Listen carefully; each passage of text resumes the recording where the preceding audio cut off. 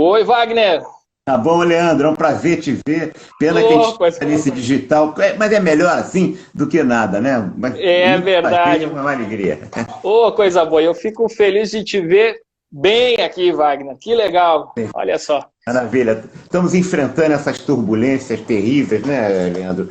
Apenas são os colegas, os amigos, as pessoas em geral, os 42 mil brasileiros que morrem por enquanto, o que é uma tragédia e que nós devemos sempre elevar uma oração a cada um deles, porque a gente não pode se acostumar com a morte. A morte É não é um padrão. verdade.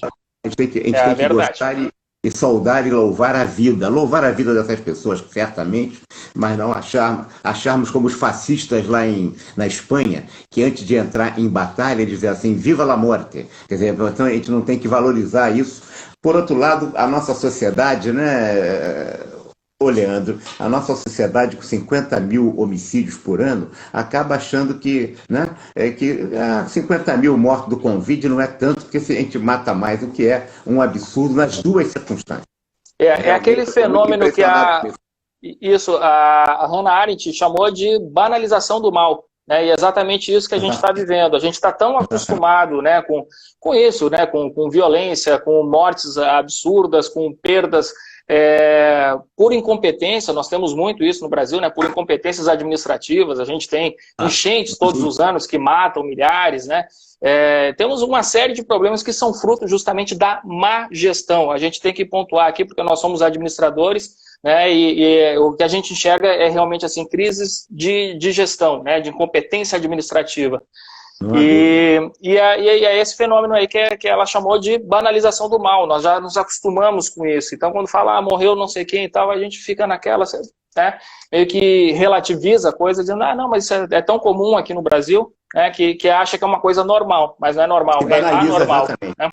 A gente tinha toda a razão, quer dizer, a banalização do mal do Eichmann. Inclusive, como é que aquele cidadão, né, aquele velhinho com cara de bonzinho, podia ser um cara tão brutal? Quer dizer, como se banalizava esse mal? É inacreditável. Esse texto dela realmente é incrível, né? O sistema de Muito bom.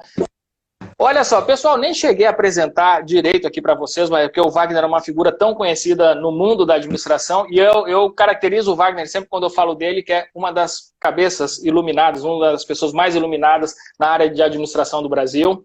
E eu fico feliz também de ser hoje aqui o nosso bate-papo, que é no Dia dos Namorados, e eu e o Wagner, nós temos um namoro antigo, né, no campo da... Quando começou o site, né, o site dos administradores. É verdade, é dessa época já, quase 20 anos, mas é uma aproximação muito grande no campo das ideias, de visão sobre a administração. O Wagner já foi presidente do Conselho do Rio de Janeiro, né, por vários anos, e também presidente do nosso Conselho Federal, e então é uma figura muito atuante, e ele é filho, simplesmente, né, do patrono da administração no Brasil, o Belmiro Siqueira. Então, para a gente é uma honra te receber aqui hoje, viu, Wagner? Para mim é muito maior. Muito obrigado mesmo, viu, Leandro? Eu que fico grato, Wagner. Vamos começar aqui o nosso bate-papo, justamente assim, a partir do nosso tema, né? A gente quer visualizar qual que é o futuro das nossas organizações aí depois que passar essa crise, né? Então a gente chamou de pós-pandemia, né? Então, assim, uma hora essa crise vai passar, essa pandemia vai passar. E só que assim, as organizações, de uma forma geral, estão muito fragilizadas, muitas já ficaram pelo caminho, e a gente quer agora saber, então, bom, para onde que nós vamos e qual que é o futuro que nós queremos construir. Foi isso que eu falei aqui no começo também, né? Que acho que é isso que a gente também tem que batalhar, né, como administradores, para construir esse futuro que a gente quer ver realizado nesse, o que estão chamando aí de novo normal. Eu estou até implicando com esse termo já, porque já virou um clichê, né? Já virou um clichê, é verdade. Virou um lugar comum mesmo, você tem razão. É um clichê. Veja, Leandro, as organizações, né, elas avançam, a tecnologia, melhor dizendo, avança a velocidade orbital, a velocidade da luz, enquanto que a mentalidade das organizações avança a velocidade do carro de boi. Quer dizer, há uma defasagem enorme entre a tecnologia e a mentalidade das organizações. E nós misturamos essa questão porque dispomos dessa tecnologia tão avançada, julgamos que a mentalidade das organizações também esteja assim. E não é. Quer dizer, vivemos e trabalhamos na sociedade do futuro, mas continuamos efetivamente a praticar e a usar valores do passado. A pandemia, ela em verdade escancarou um processo como esse que estou descrevendo, dessa diferença, desse gap, dessa defasagem entre a velocidade da tecnologia e da mentalidade das organizações, escancarou esse gap, né? Mas ele já vem acontecendo. Mormente se agravou mais a partir dos anos, como já que se gosta de símbolo, a partir de 2007, quando o Steve Jobs apresentou lá o smartphone, e nós tivemos esse processo da quarta revolução industrial da economia 4.0. Em verdade, o brasileiro e as nossas organizações, quer dizer, tem um lado positivo também. A gente conseguiu reciclar algumas coisas, práticas que eram impensáveis, mas que já existiam e que já eram utilizadas em todo o mundo, dos países desenvolvidos. Nós estamos correndo atrás do prejuízo. Espero que sejamos assim. Essa questão me faz lembrar, Leandro, recentemente eu vi a Justiça do Trabalho querendo condenar, né, o iFood, o Loge e também o RAP, porque por conta de trabalho terceirizado, ainda querendo aplicar, né, a lógica do trabalho por tempo determinado numa situação em que a economia caminha fundamentalmente, já caminha há muito tempo, para terceirização e para quarteirização. Quer dizer, a pandemia de fato escancarou a obsolescência das nossas organizações, que precisam correr atrás.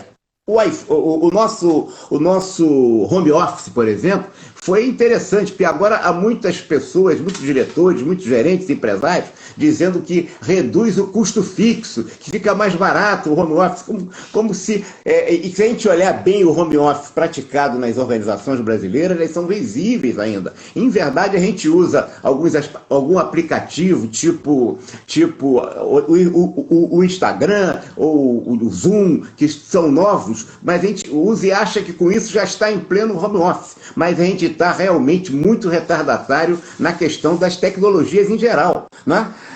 É preciso que a gente pense nesse pós-pandemia, que era uma realidade que já vinha antes. Em verdade, o que eu quero dizer para você, Leandro, é que acho que esse conceito de novo tempo, de novo normal, esse conceito de acharmos que as coisas estão sendo alteradas, elas já existiam antes, as condições já estavam se estabelecendo. A pandemia apenas bota luz nisso, né? A organização é o reduto autoritário da sociedade brasileira. Não tenha dúvida disso. É ela que discrimina o negro. Nós estamos aí no Black Lives Matter, né? Nós estamos discutindo essa questão sem considerar que o racismo também é imanente à nossa sociedade, que teve uma outra narrativa, um outro percurso, mas também existente. Ele é estrutural também na nossa sociedade e, portanto, nas nossas organizações.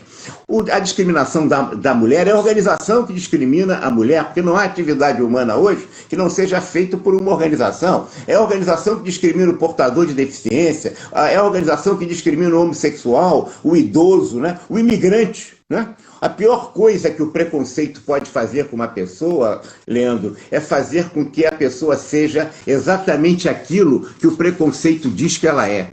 Quer dizer, o que acontece no mundo das organizações? E por isso nós temos que construir, na pós-pandemia, uma nova organização nesse sentido. É que ela supere a discriminação, porque a discriminação existente no seio da organização é uma questão de permissão social. Quer dizer, e aí nós estamos entendendo, para concluir essa resposta a essa primeira questão que você coloca, o Brasil pensa ainda com categorias do século XIX. Quer dizer, se a gente pega a análise marxista da primeira Revolução Industrial, que foi feita exatamente para a Alemanha e para a Inglaterra, quando Marx...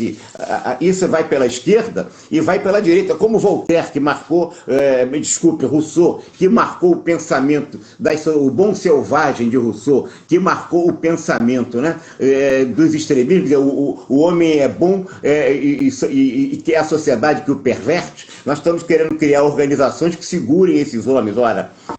E aí a gente ainda continua discutindo conceitos de mais-valia, conceito quando o Marx reviria isso completamente, porque a mais-valia foi completamente alterada pelo robô. Temos 9 milhões de robôs atuando aí no mundo, né? O conceito de classe média, que ele não considerou que existe hoje no mundo, né? Enfim, a economia 4.0. Muito bom.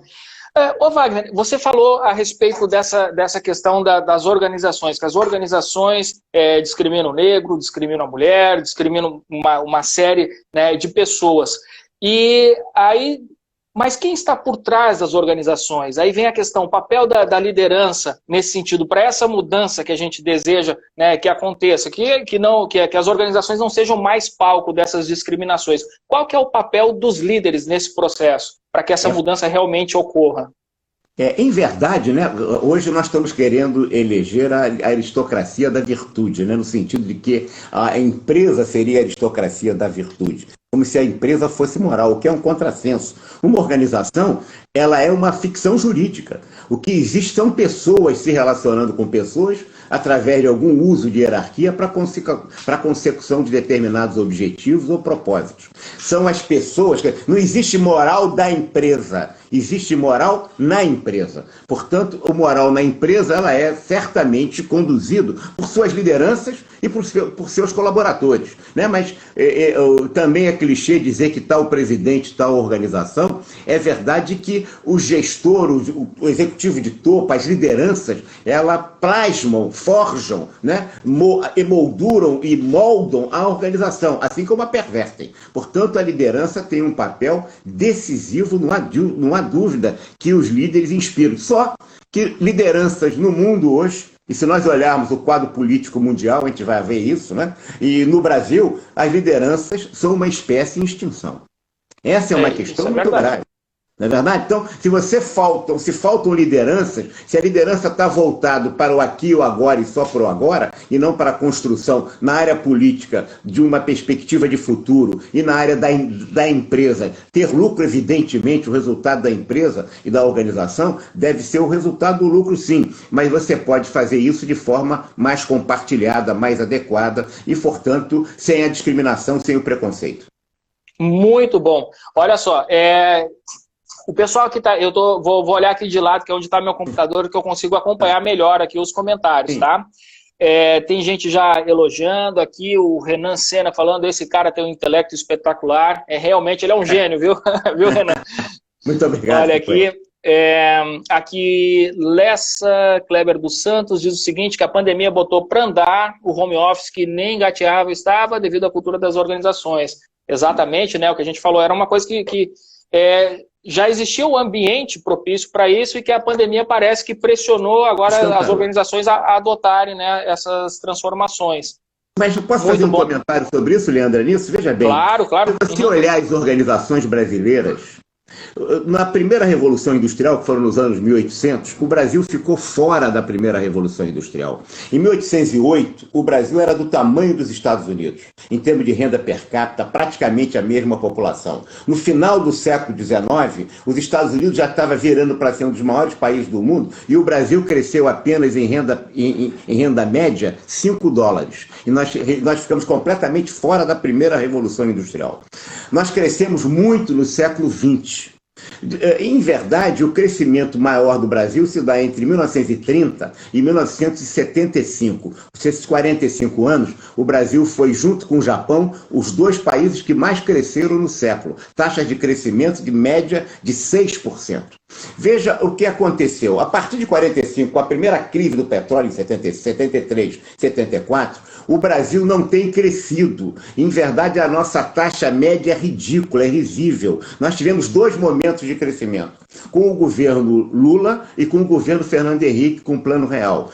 Mesmo assim, foi abaixo, mas foi o melhor. O resto, não. Nós continuamos, portanto, sem crescer de 75 a 2020.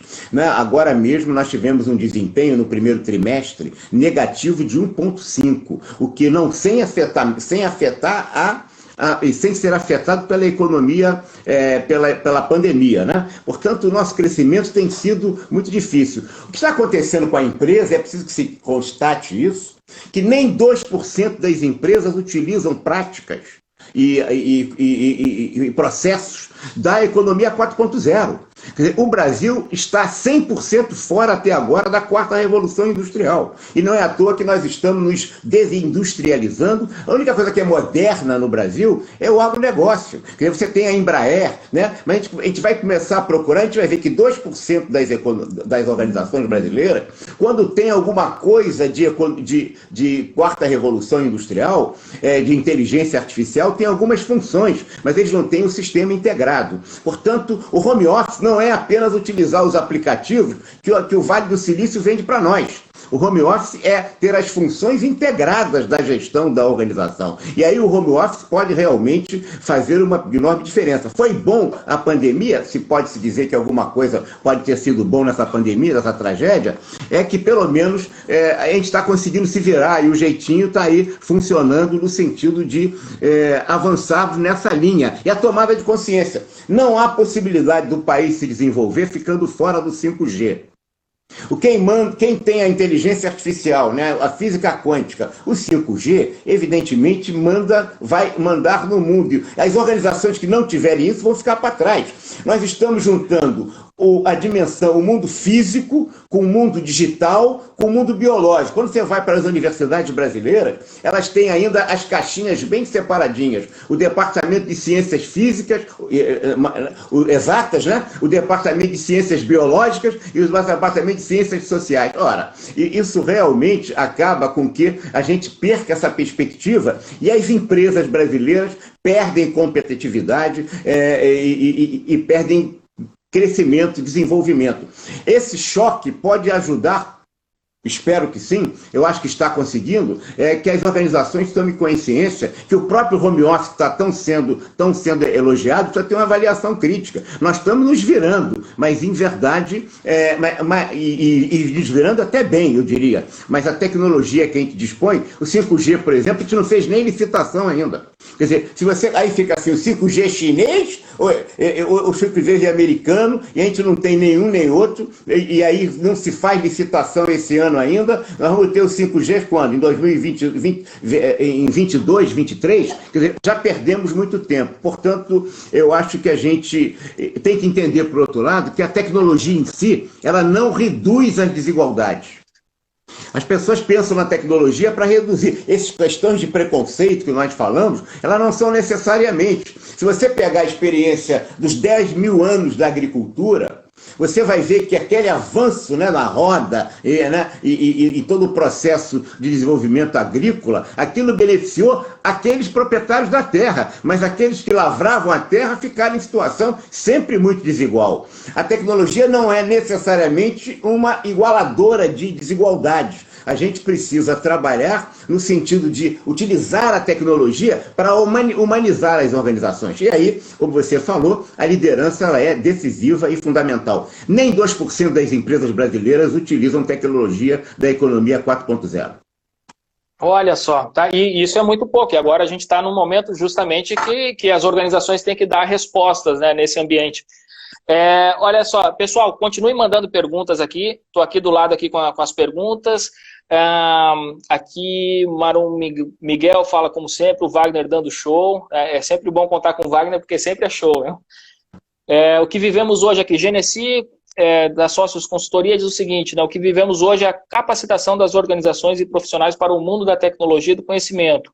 Esse é um choque de transformação e conformação. Joel fala na sequência, ele pergunta aqui, que aí é esse ponto que eu queria chegar também, aqui que o Joel já está perguntando, que é como as empresas devem se readaptar nesse momento de crise, Wagner. Agora, qual que é a receita aí para um movimento de adaptação rápida agora nesse momento? É exatamente o que nós não estamos fazendo no trato dessa pandemia no Brasil, né?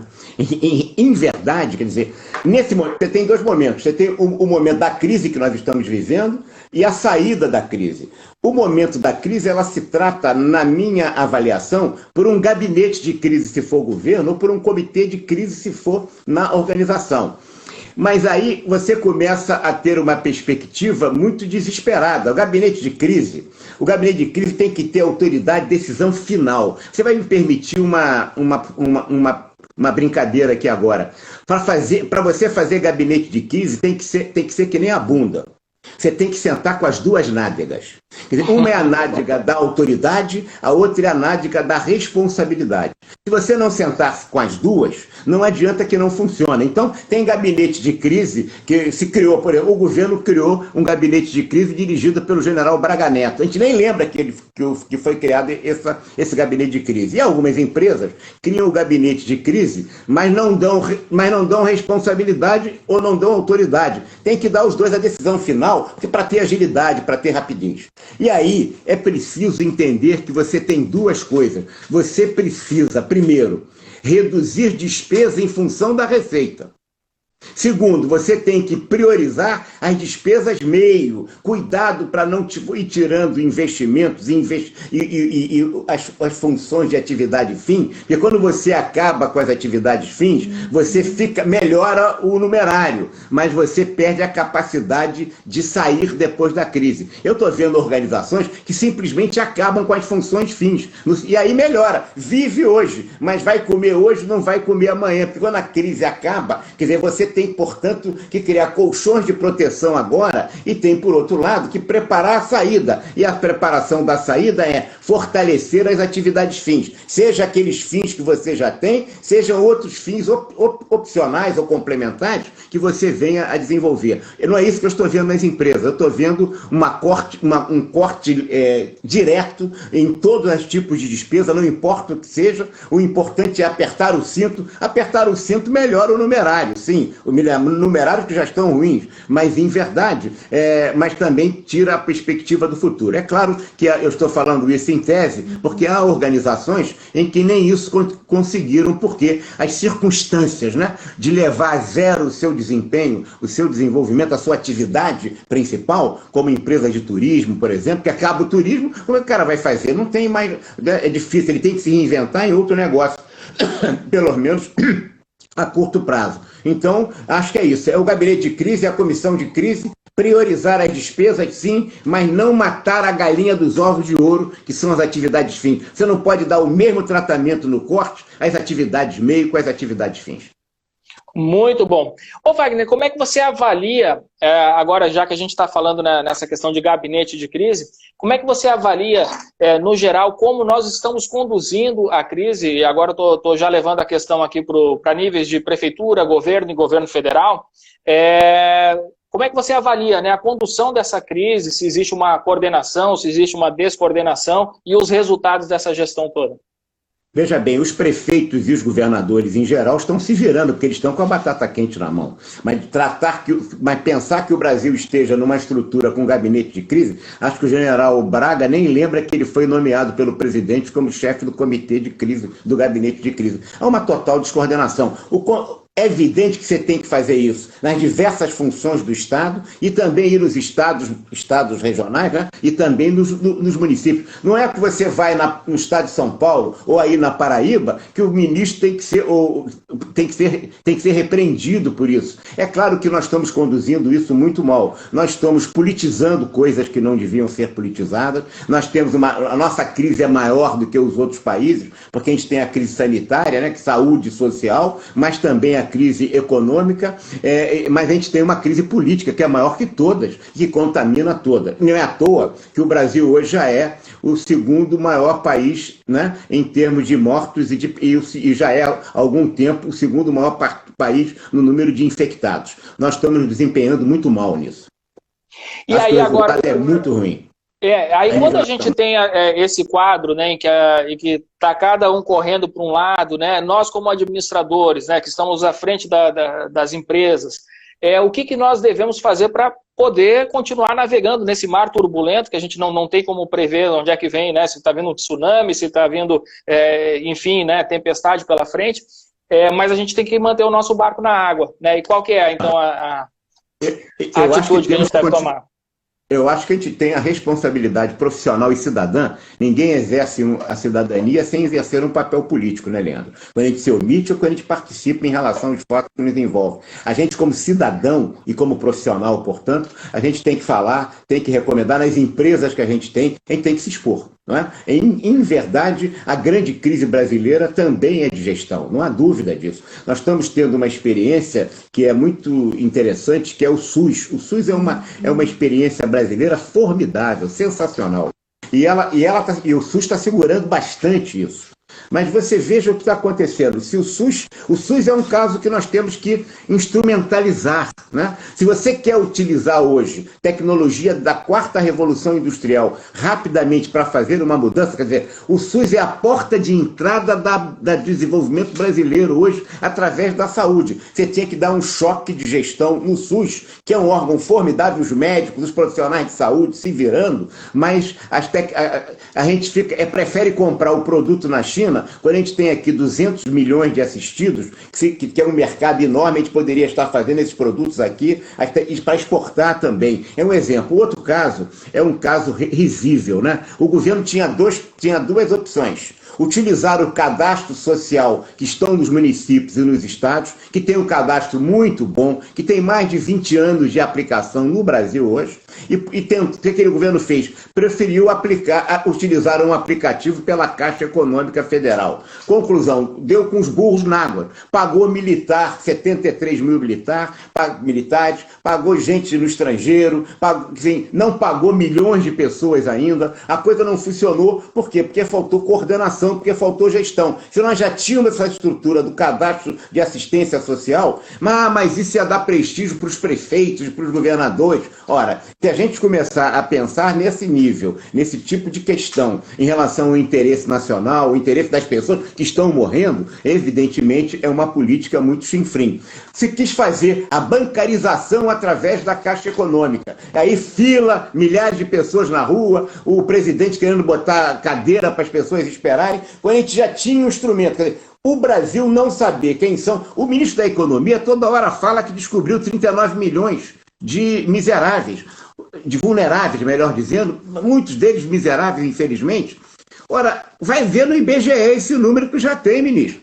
Ô, ministro, é fácil a você ajustar esse cadastro. Um país que não tem, não dar o dinheiro porque não tem a CPF. Ora, mas já tem isso no cadastro, os prefeitos já sabem, os estados também. Quer dizer, portanto, isso dá um exemplo da descoordenação. Conclusão, os vulneráveis não recebem o dinheiro ainda, milhões não recebem ainda. Há um espanto do ministro da Economia com o número de miseráveis, de vulneráveis no Brasil, o que é surpreendente, né? E aí você fica perdido nessas circunstâncias. Mais a doença avança, a doença adora. O vírus adora isso. Essa descoordenação, essa questão. Valeu o aplicativo, e aí? O aplicativo da Caixa Econômica. Eu não estou com isso querendo satanizar a Caixa Econômica, nem seus funcionários, nem o presidente. Eu estou querendo dizer que a opção de gestão foi errada. Quer dizer, você tinha que utilizar o cadastro de assistência social que existe há 20 anos nas prefeituras. E que isso, eles sabem onde estão os pobres. Por outro lado, você teria que ter feito e tem que fazer um cadastro único no Brasil. Isso precisa de tecnologia.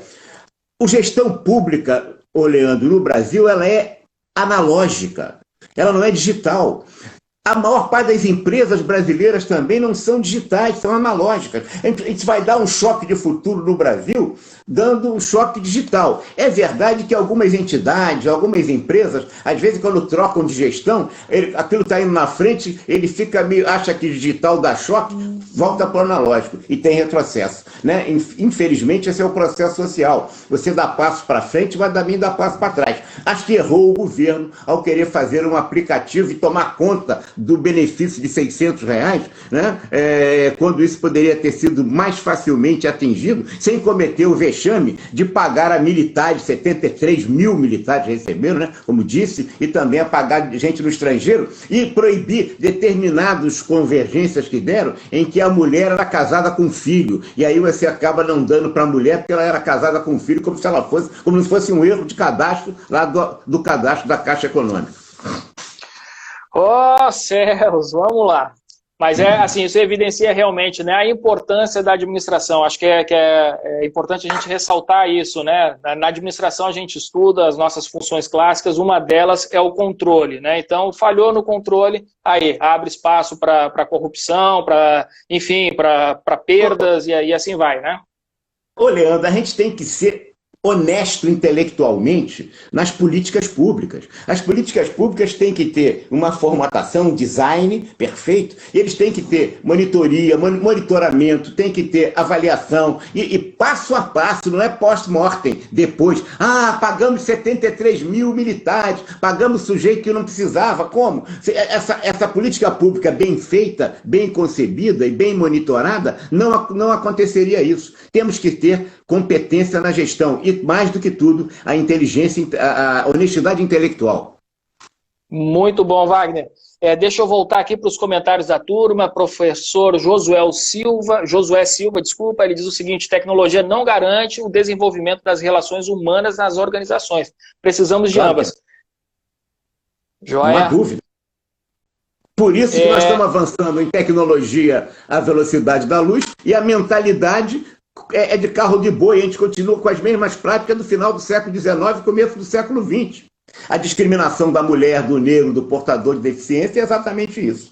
Ele tem razão, o professor Josué. Wagner, eu queria justamente agora dar um passo atrás, né? A gente falou dessa carência de líderes, né? Ela é mundial, não é só no Brasil, mas no Brasil a gente sente muito isso.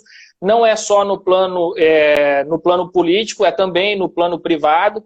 Aqui no Administradores, muita gente nos procura para tentar desenvolver suas competências de liderança. Então, assim, existe isso também reflete a demanda que existe no mercado, né, por líderes.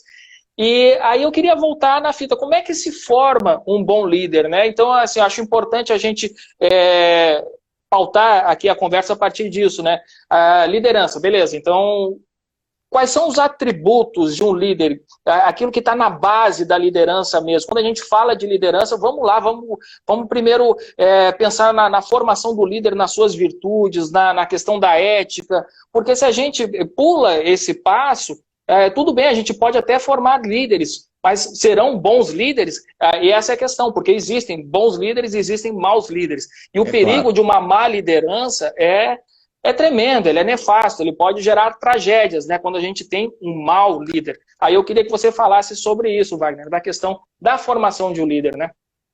Veja bem, Leandro, eu vou me recorrer a um clássico de administração, Henri Fayol, administração industrial e geral, ele já falava isso no século passado, no começo do século passado. À medida que você sobe na escala hierárquica, aumenta a necessidade de competência administrativa. À medida que você desce na escala hierárquica, aumenta a necessidade da competência técnica.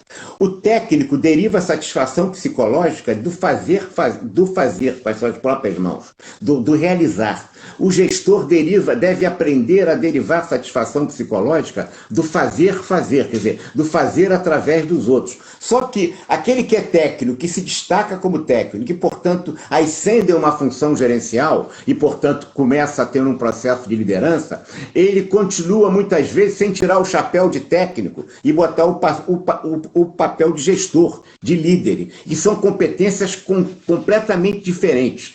A gente ensina muito na sala de aula que o aluno precisa aprender a aprender. De outras vezes se fala assim, o aluno precisa aprender a desaprender, o profissional. Eu vou dizer que é verdade, ele precisa aprender a aprender, ele precisa aprender a desaprender, mas fundamentalmente ele precisa aprender a pensar. E isso a gente não está desenvolvendo nas pessoas. À medida que você sobe na escala hierárquica, se você repetir as mesmas práticas, os mesmos hábitos, e estou falando aí, não estou nem tratando ainda da questão da ética, mas os mesmos hábitos que você tinha na função superior, você está dando o beijo da morte para o insucesso. Né? Porque é o fracasso do sucesso. O seu sucesso vai levar ao fracasso. Portanto, a administração é fundamentalmente um ramo de ciência social aplicada. Portanto, o profissional, à medida que vai subindo na escala hierárquica, ele precisa aprender a pensar no sentido de aplicação de conhecimentos de ciências sociais. Não é que ele vai ser um cientista político ou um cientista social, mas ele precisa ter os conceitos. Aí você vai para a ética, vai para a ciência política, vai para o conflito, vai para a questão da luta do poder, vai para a dinâmica humana que existe em todas as organizações, em toda a sociedade. Você tem que, portanto, mudar os valores que conduzem aquela pessoa, porque o mundo das percepções condiciona a maneira como eu me comporto. Se eu tenho uma determinada percepção, eu vou me comportar em função disso. Ora, tem um que diz assim, o ser humano é fundamentalmente mau. é apenas bom através de sua conveniência, que é Maquiavel. Tem outro que diz assim: o ser humano é o lobo do homem, um querendo comer o outro todo o tempo em luta permanente. Eu prefiro, né, julgar Levi Strauss, que diz assim: o ser humano, a natureza do ser humano ela é permanente e universal. Significa que o romano, ou o cara da caverna, que saiu da caverna e que foi exatamente andando, ele é o mesmo de hoje. O que você precisa é efetivamente ajustar essa pessoa com dois papéis, tratados por Aristóteles e também tratados por Platão, que é o homem, o animal político e o homem, o animal social. Se o gestor, se o líder não compreender isso, que a natureza do homem é o mesmo, quer dizer, que o empregado dele, o operário dele, né, ele tem que ter empatia, portanto, e se colocar na posição dele e efetivamente compreender como ele vê, não como ele veria se ele fosse operário, e que ele também está numa organização que tem questão política e questão social, e se ele não for preparado para isso, ele fica pensando que as organizações são lógicas, como os computadores, como ele aprendeu como técnico. As organizações não são lógicas, as organizações são psicológicas. Portanto, a lógica é apenas o computador. A inteligência artificial é lógica, mas o ser humano não. O ser humano tem muito de emoção, graças a Deus. É verdade que se pode se dizer, né, que o Homo sapiens, em muitos casos, né, e a sociedade brasileira também tem muito disso, ao invés de falarmos aqui em Homo sapiens, talvez devemos falar em Homo maníacos, que também existe o Homo maníacos, né, porque que tem de louquinho aí solto como líder. Portanto, efetivamente, não há dúvida que a liderança se prepara. É claro que há pessoas que têm mais competências que outras, todo mundo aprende a dirigir carro, mas poucos conseguem ser parecidos com Ayrton Senna, não é verdade? Mas você tem a liderança pode ser ensinada e aprendida, mas por isso ela tem que se desenvolver no campo das ciências sociais e no campo da lógica, é verdade, para você aumentar a capacidade de decisão através da lógica. Muito bom, Wagner, muito bom, show de bola. A Daniela Bagnetti, ela pergunta assim: não entendi o tema da live, é de cunho político? Eu passo a bola aqui para o Wagner já, essa questão também, que ele tinha acabado de falar, né? Que assim, nós somos seres políticos, né? A natureza do homem, o homem é fundamentalmente político. Aristóteles, o homem é um animal social. O animal político, Aristóteles, e Platão, um animal social. Vejam, não há como você dissociar de político. Você não vai conseguir ser líder se você apenas achar que estiver numa caixinha em que a política não afeta. Talvez ela seja jovem, essa moça que está fazendo essa pergunta. Há uma diferença muito grande em gerações. Os baby boomers, quer dizer, aqueles nascidos depois da guerra, né, que fizeram o movimento de 68, eles achavam que tudo se resolveria fundamentalmente através da política. A política era o fim de todas as coisas. Aquilo foi a renegação do modelo de autoridade e obediência que teve seu apogeu na Rainha Vitória e que no movimento de 68 dos negros, dos estudantes, das mulheres, tá certo? Aquilo questionou todo esse processo. Hoje, quando o professor queria fazer a gente rir, ele falava de moral, de ética, falava de religião. Todo mundo ria, porque todo mundo só entendia que se resolvesse tudo através da política. Essa foi a minha geração. Talvez ela seja uma jovem que esteja na geração da vocação moral, que acha que a moral vai resolver tudo. Eu perguntaria para ela assim: qual é o valor moral de um preço de um barril de petróleo? Qual é o valor moral que você atribui a um quilo de café?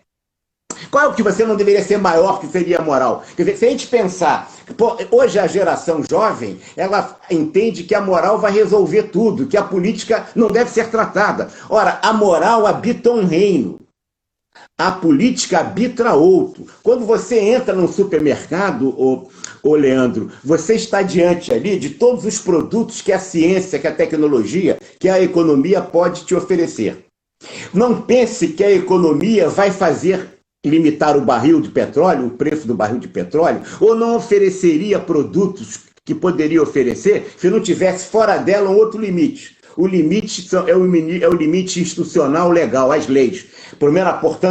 Portanto, primeira coisa é a economia ou a ciência e o desenvolvimento. Não pense que a ciência vai se limitar a si mesmo, nem pense que a economia vai se limitar a si mesmo. Então, o segundo nível é o nível efetivamente legal. Aí você está comprando ali o que a lei permite que você possa comprar ou que você não possa comprar. Mas você tem uma outra dimensão ainda. Você é uma pessoa ética, moral, que tem seus valores. Você não se permitiria roubar um produto no supermercado. Você não atuaria como um shoplifter. Portanto, a moral tem a ver com você. Mas tem um outro fator, tem um outro limite externo à moral. Que você, talvez, se você for judeu, você vai comprar os produtos kosher. Se você for islâmico, você vai dar os produtos que respeitam a Sharia. Se você for japonês, vai comprar outro tipo de produto. O supermercado não está interessado com isso, ele está interessado que você compre. Mas ainda tem uma outra, portanto, que é a questão religiosa. Que é o ético. Você não compraria produtos que fossem efetivamente, que explorasse o trabalho da mulher, da criança, que devastasse o meio ambiente. Então você tem pelo menos cinco ordens que vão determinar isso. Portanto, todas elas interagem. Eu respiro e corro, né? Eu posso escutar música e escrever um livro, são atividades. Agora, respirar e correr são duas atividades que são indissociáveis. São cinco: a ordem institucional legal, a ordem científica ou tecnológica ou econômica, a ordem legal ou institucional legal, a ordem moral, que é da pessoa em si, da ordem ética, que é em relação ao outro, e da ordem religiosa ou espiritual, que é em relação à sua crença religiosa. Essas cinco atuam. Era o equívoco da minha geração, em 68, achar que a política resolvesse tudo. Hoje, quando um professor quer fazer graça, ele fala mal dos políticos. Mas quando ele quer fazer a turma ficar quieta, ele fala de religião. Os dois estão equivocados. Você tem que considerar os 5 limites que integram a natureza do homem e a sua atuação e os limites que interpõem um ao outro. Quer dizer, você compra um produto em função de sua opção ética, da sua opção moral. Sua opção ética, você não quer comprar produto de gente que vandaliza criança, você não quer comprar moralmente. Então, você tem o que a lei, você só compra o que a lei pode comprar. Agora a ciência vai produzir, uma controla o outro. Portanto, é isso que nós devemos considerar, e o gestor, o líder, precisa entender isso. Não é política, você não pode falar em administração, nas empresas, nas organizações, sem você falar nesses 5 limites, portanto, também falar na ordem política. E perfeito, né? E assim, é bom também frisar que o nosso interesse, como a administração perpassa todos esses temas, né? O nosso interesse aqui é estritamente a administração e não tem como a gente analisar nada do fenômeno administrativo sem a gente observar o ambiente que a gente está inserido, né? Não é verdade? Todo esse limite. Eu vou dar só uma frase para você, Leandro, que eu queria concluir aqui em relação à questão anterior. Você veja, a minha geração valorizava, é proibido proibir. Façamos o impossível, né? Pensamos o impossível. E nós queríamos o Lenin, nós criticávamos Stalin.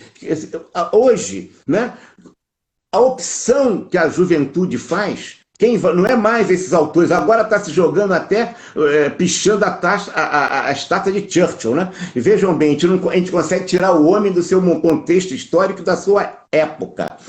Mas é preciso que a geração de hoje, que a geração entenda que ela não pode querer.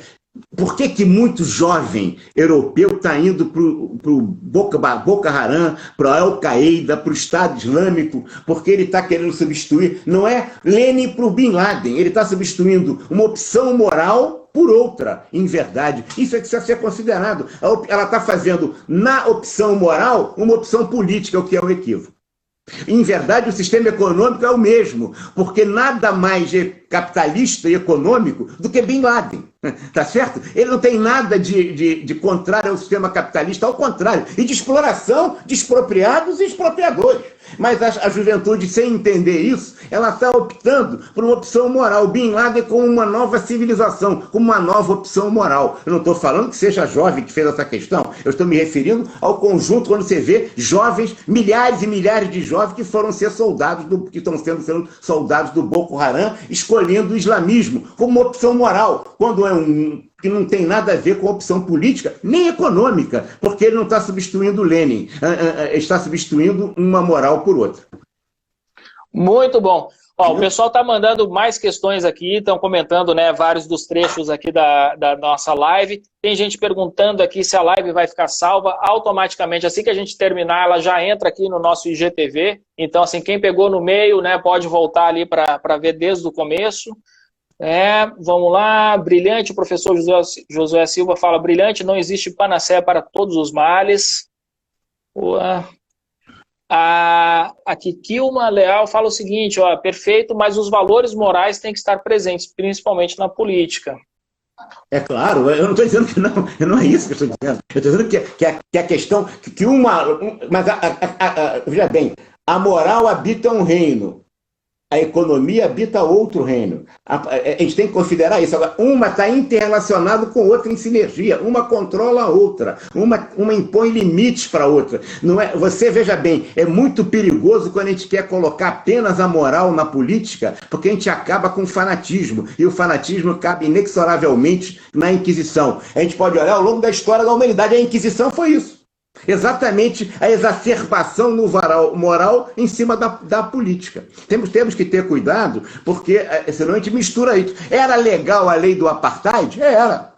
Mas ela era completamente imoral. Eu não estou dizendo que, de forma nenhuma, estou considerando 5 limites, as 5 ordens que a sociedade tem que considerar e que não considera. Que a minha geração considerava apenas a ordem política e que os baby boomers, como eu, mas a geração atual dos milênios considera apenas a ordem moral, o que é um equívoco tão grande como nós cometemos.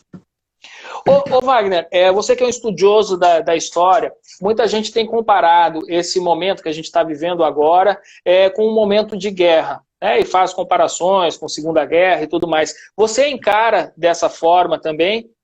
Como é que você enxerga, né, isso tudo que a gente está vivendo agora? De forma nenhuma. É claro que a crise ela é grave, ela é fundamental, a crise da guerra também, mas você não desmonta, não paralisa o sistema econômico, ao contrário, quer dizer, você teve como consequência das guerras, da Primeira e da Segunda Guerra, por exemplo, a participação intensa da mulher, que era muito questionada, né?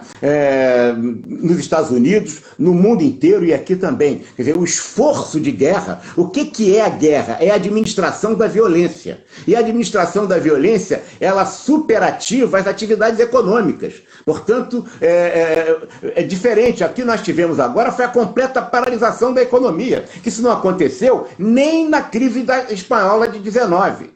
Tá certo? Então, é preciso que a gente compreenda essa diferença. Essa crise é muito mais grave. Ela é muito mais profunda, porque ela paralisa e paralisou a economia mundial. Essa é a questão. Quer dizer, e nós não temos hoje nem vacina, nem tratamento. Portanto, já temos meses com isso e a perspectiva é de ficarmos um ano ainda vivendo essas circunstâncias. A comparação com a guerra, ela não é adequada. É uma outra crise, é um outro tipo de crise, porque a guerra ativa o esforço de guerra. Você não tinha empregados, operários para botar na mão de obra, os americanos, que eram muito machistas, botaram as mulheres. Né? Porque eles botaram muita gente para guerrear, os alemães também, mas eles tinham necessidade de mão de obra, botavam até judeus como trabalho escravo, cigano, homossexual. Então você tinha, além dos operários que eles tinham que ativar a máquina de guerra. E assim foi todo mundo. É diferente, completamente diferente. As pessoas, portanto, tinham emprego. Hoje não tem, inclusive isso. Né? É verdade. Ô Wagner, a gente está se encaminhando aqui para 1 hora de live, então assim, eu queria terminar, mas de forma positiva, né, esse nosso bate-papo, no sentido assim, de extrair as lições de tudo isso que a gente vem passando agora, né, essas dificuldades econômicas, dificuldades na administração dos negócios, quais são os aspectos positivos que a gente pode extrair desse momento e que a gente pode transformar também em oportunidade para crescimento, tanto pessoal quanto profissional e das nossas organizações. Eu acho que fundamentalmente é você mudar a forma de pensar. Isso já está ocorrendo. É você pensar que a velocidade com que o delivery aumentou no Brasil, em todo o país, a velocidade em que atividades de grandes organizações que tinham uma linha e que buscaram outros fins se reinventaram, isso é fundamental. mudar o conceito, mudar a forma de pensar é fundamentalmente importante para o Brasil. O brasileiro, ele está sempre olhando para o retrovisor, para trás, olhando com a luz de lanterna. Em verdade, a gente tem que olhar com farol para frente. E isso significa que a gente tem que ser contemporâneo do nosso tempo presente. E a necessidade é a parteira da história. Infelizmente, nós tivemos que viver uma crise tão brutal como essa, e vamos vivê-la muito tempo ainda. Eu não tenho dúvida que vão morrer, infelizmente, muitos brasileiros, e espero que não sejam nenhum daqueles que estão conosco nessa live, né? Mas pode ser também, mas nós não há dúvida que mudar a forma de pensar. O Brasil ainda somos o país do futuro, mas pensando sempre com a perspectiva do passado, como se valores do passado ainda fossem reais. Nós temos que contemporizar a nossa sociedade, como nós fizemos em parte do século XX, atualizando a nossa sociedade com o primado do desenvolvimento. Eu tenho ouvido muita gente falar assim, vai acabar a globalização. Como vai acabar a globalização? Nós estamos em plena doença globalizada. A doença é a globalização da doença. Como é que vai acabar? É claro que a globalização vai e volta, mas, em verdade, ela avança sempre. Eu acho que o Brasil precisa pensar no sentido. O intelectual é aquele que tem, para concluir, é aquele que tem a capacidade de pensar a sua realidade no sentido de a transformar. Intelectual não é o punho de renda, não é o cara que sabe muito, não é o cara que comportamentalmente tem uma atitude para mudança. Para isso, ele tem que mudar a forma de pensar. Muito bom. Ô, Wagner, queria te agradecer muito aqui a presença aqui na nossa live, um bate-papo fantástico aqui na tarde dessa sexta-feira. Realmente, o pessoal aqui, ó, várias pessoas estão dizendo assim, ó, salve a live, ela precisa ser divulgada, e logo na sequência, gente, deixa essa live gravada, por favor. Repetindo, a live já vai sair, ó, acabou aqui, já vai estar no ar ali no nosso IGTV. Então, pessoal, também compartilha a live, né? Vamos seguir aqui o conselho aqui do administrando. Peraí que eu tô sem óculos aqui, fica difícil aqui. Administrando Real. E vamos compartilhar essa live aqui com seus amigos, né? Tem um aviãozinho aqui embaixo, do lado da caixinha de comentários, tem um aviãozinho. Só clicar ali, compartilha, vai direto por mensagem inbox aí para os seus amigos, né? E é isso aí, Wagner, cara, muito obrigado mesmo. Aí foi um bate-papo fantástico aqui, cara. Transformador, obrigado, como sempre. Muito obrigado, é um prazer enorme te rever, né? E realmente o administradores.com é um exemplo para mim, porque é o melhor site de administração do Brasil, indiscutivelmente. Ô, Wagner, muito obrigado mesmo. Está se reinventando e se reatualizando. E não paramos, né? Inclusive, nesse momento, a gente está inventando muita coisa e, assim, é interessante isso agora, só retomando aquilo que eu tinha falado, né? É que quanto mais, assim, a gente sofre essa pressão do ambiente, da realidade, né? Mais isso propicia que o nosso espírito criativo aflore. É aí que a gente dê respostas criativas para isso. Então, acho que essa é uma grande lição que essa crise está trazendo para todos nós e que a gente tem essa oportunidade de crescimento. Aquela velha, outro chavão, outro clichê, que é a questão, tire o S da crise. É verdade, existem oportunidades em crises. Em vários momentos da história, grandes negócios nasceram em épocas de crise. Claro. O nosso Administradores aqui nasceu em pleno estouro da bolha das empresas.com, então, assim, já nasceu desacreditado, né, no momento de crise. Então, assim, momentos de crise sempre são propícios para o exercício da criatividade, né? Então, a gente tem que realmente exercer isso aí, não só a criatividade, mas acredito que também, né, as nossas virtudes, né, de coragem, de temperança, de justiça também, de solidariedade, enfim, existem muitas oportunidades de crescimento nesse momento. Um abraço, Leandro, muito obrigado. Grande abraço, Wagner. Pessoal, muito obrigado mesmo, obrigado, e compartilha aí a live, já vai entrar agora no nosso IGTV, beleza? Bom final de semana para todos. Abração.